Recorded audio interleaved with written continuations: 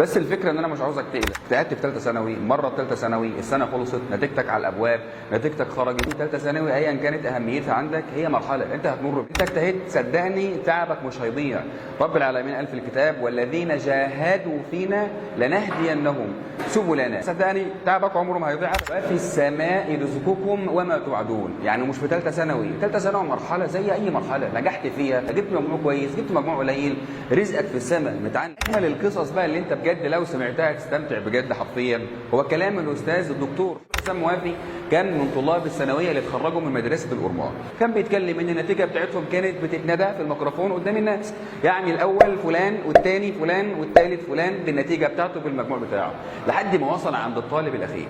الطالب الاخير ده مجموعه كان 51 52 53 حاجه زي كده. وقال الدكتور حسام موافي ساعتها ان ابو الطالب الاخير ده ضربه، هانوا قدام الناس. مرت الايام ودخل الدكتور حسام موافي كليه الطب واتطور وبقى استاذ دكتور في كليه الطب. وحد من اصحابه بعد 35 سنه: انت ليه ما بتجيش اجتماع الأورمان معانا وتحضر مع زمايلك؟